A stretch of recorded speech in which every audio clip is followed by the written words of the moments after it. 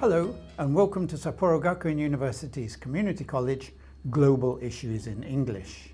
And today's topic is food. Before we begin, I recommend that you visit this site where you'll be able to find vocabulary support and language exercises which will help you with the topic. Alright, today's topic is food, and how many calories do we need? The WHO recommends women should have about 2,000 calories a day and men about 2,500 calories a day. In fact, how much are we eating? If we look at the daily calorie consumption from 1961, we can see all over the world calorie consumption has been going up and up. And the top in North America is somewhere around 3,500 calories. The world average is nearer 2,500 calories, and the poorer countries in the world are lower than that. How about the United States? When we look at the United States over a period of 100 years, we find that it has gone from a very low level, from about 3,400 calories, and suddenly in the 1980s it has jumped up and is now closer to 4,000 calories. So that's a lot of calories every day. And if we have too many calories and too much food, we get overweight. And overweight is described as a BMI of over 25. And in 2016, more than 1.9 billion people, adults over 18 years, were overweight. And if our BMI goes over 30, we are obese. And in 2016, over 650 million people were obese. We can also see in 2020, 42% of Americans were obese. And in 2019, between 70 and 80% of Americans were overweight or obese. Now, when we look at the overweight and obesity rates around the world, we can see that Japan is in quite a good place. If you look at the orange graph on the left, you can see Japan at about 26% of people are overweight. And down at the bottom, USA, Mexico and Chile have very, very high rates of up to 70% of the people overweight. On the blue graph, if we look here, we can see the worst country up here is the United States. 40% of people are obese, and Japan again is in a very good situation right down at the bottom. However, some more information here. In 2016, 39% of adults were overweight in the world, and about 13% of the world's adult population were obese. And levels of obesity went up by 3 times between 1975 and 2016. Even more troubling is the fact of children, and we look in 2019, 38.2 million children under the age of 5 were overweight or obese. And this is a very worrying trend. And over 340 million children between 5 and 19 were overweight or obese in 2016. This number was 4% in 1975, 18% in 2016. On the other hand, 820 million people in the world are underweight. They do not have enough food. 11% of the world's population do not have enough food, so we have this very strange balance between people with too much food and people with too little food. And how about Japan? If we look at Japanese men, they eat about 2,500 calories a day, which is about right. Japanese women, 1,820 calories a day. Again, that's very good. Again, perhaps because Japanese women are very fashion conscious, they go on diets, and they don't eat quite as much as other countries. And when we look at dietary habits in the world, we can look at the world together. I want to focus particularly on the purple line, which is sugar and fat, and we can see that sugar and fat has jumped up in the world between 1962 and 2011, and also on meat. Now, these are the dietary habits in the world. How about the United States? We look at the United States, and again we see consumption of sugar and fat again has jumped right up, very high level here, and also the consumption of meat has gone up quite a lot. And in Japan, very big jump in sugar and fat from this level up to this level, and also in meat, hair and hair. And I'd like to look at these two in a little more detail. For sugar in the world, the maximum recommendation from the WHO is about 50 grams, which is 10 teaspoons. So you take a teaspoon, 1, 2, up to 10. That seems to be a lot of sugar, but that's the recommendation of the WHO.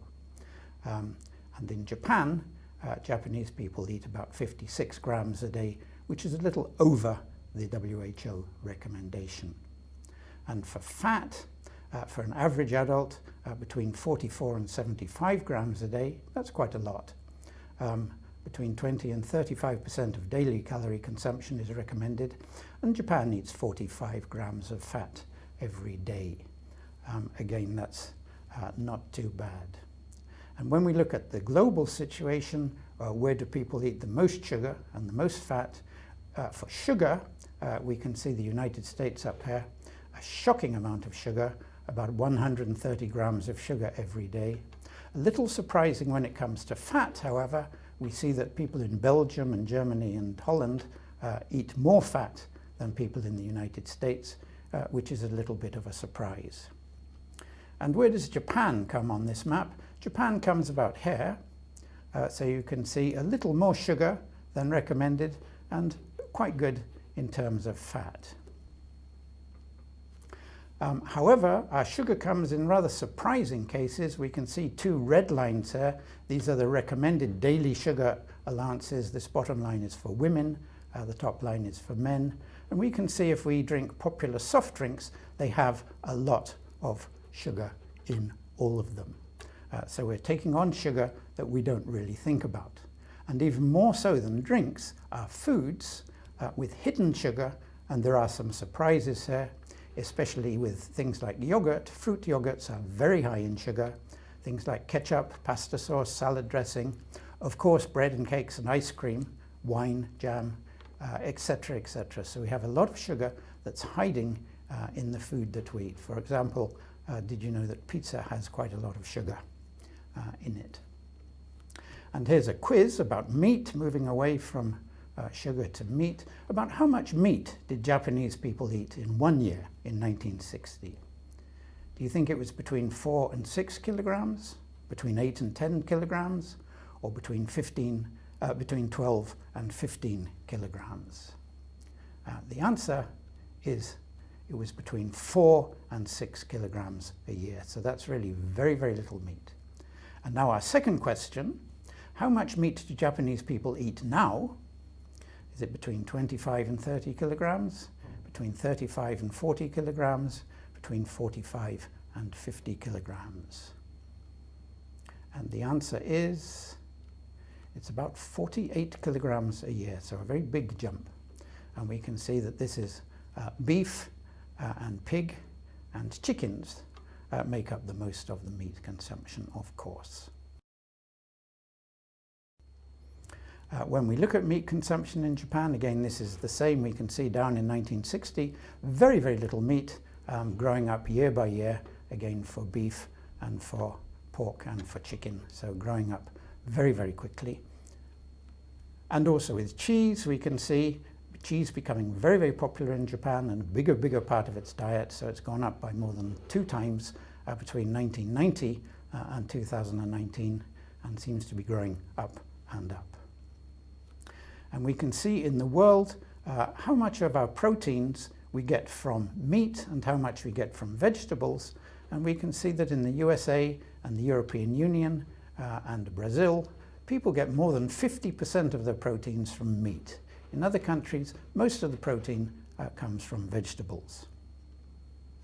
Now, at Tohoku University recently, they did a survey and they suggested that the 1975 diet in Japan, the food eaten in Japan in 1975, was the most healthy food in the world, or certainly in Japan. And we can see it has a very good balance between miso and vegetables and fish and rice with just a little bit of meat. And so this was the most healthy diet, and that was in 1975.